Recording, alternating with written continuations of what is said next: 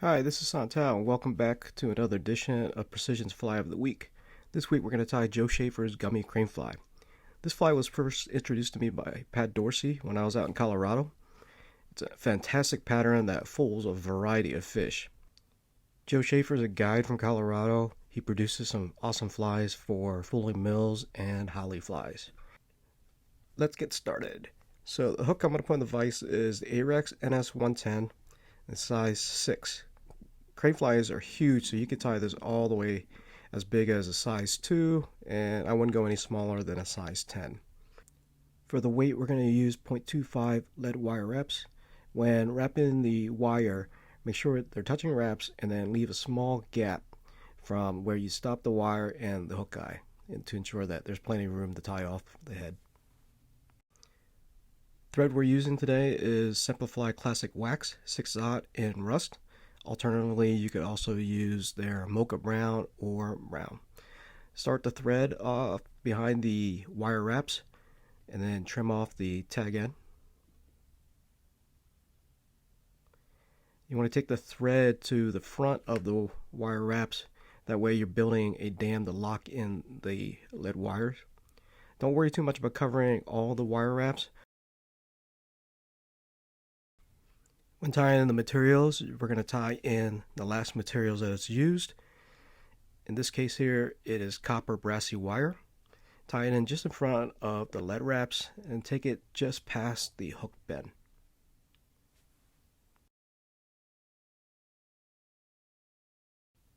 Then bring the thread back to just behind the eye.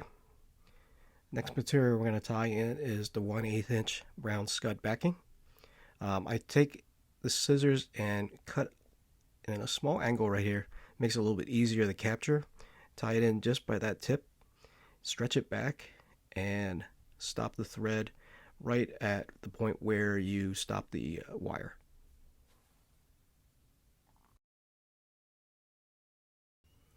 Now bring your thread back up to just behind the lead wire wraps, because the next material we're going to tie in is the hairline caster Squirmito.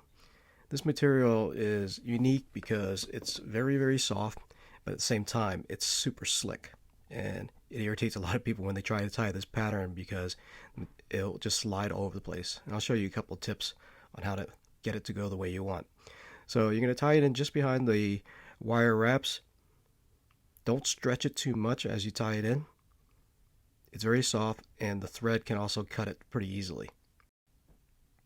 Wrap your thread all the way back to where you stopped the Brassie wire and the scud backing. And then bring your thread slightly forward and continue to build that taper. The thread and stop it just short of the eye.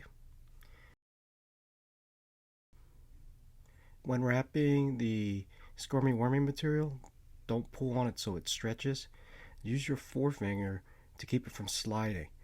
So as I make each wrap, I just basically inch my forefinger up to keep it in place. Wrap just short of the hook eye, and then you're going to take your thread and capture the squirmy wormy material. If need be, tied back a little bit onto itself, and that way it prevents it from sliding forward. At this point, all you're really doing is just making sure that it's secure. Don't worry too much about the excess just yet. Once we get ready to trim, we'll pull it tight then at that point, and then you'll be able to snip it off.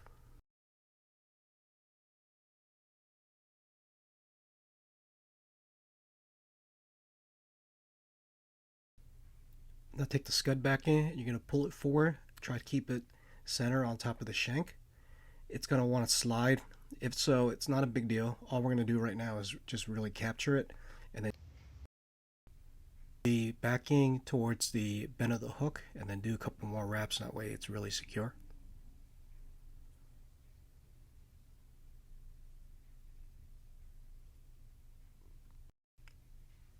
Then trim off the excess. At this point, I like to put in a half hitch just in case it becomes unravel. You don't lose all your work. At this point, if the scud backing is not centered, go ahead and just make your adjustment. Then take a hold of the wire, and what you want to do is basically do loose wraps with each of the wraps going in between the segments of the squirmy wormy. Don't squeeze it too tight. All you're really using the wire for is to provide that segmented look and keeping the scud backing on top of the hook shank.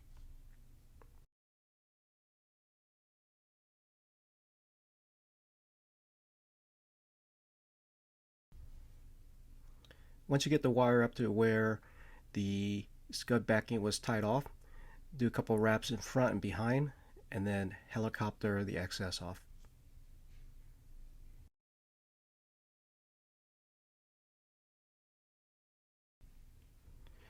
If you need to, go ahead and add a couple more wraps there at the head of the fly to clean everything up, hiding any of this scud backing, and then do a 4 to 5 turn whip finish and snip off the thread. I add a little bit of the Solarez bone dry just on the thread head itself, making sure that you don't add any of the resin to the body of the fly. UV resin, head cement, super glue, any of that on the squirmy wormy will degrade the material.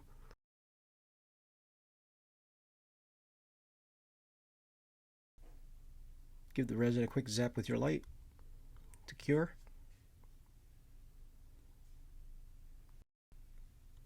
And that completes the fly. So tie up a few. Make sure you tag us on social media and let us know how this fly performs for you. Thanks. Take care.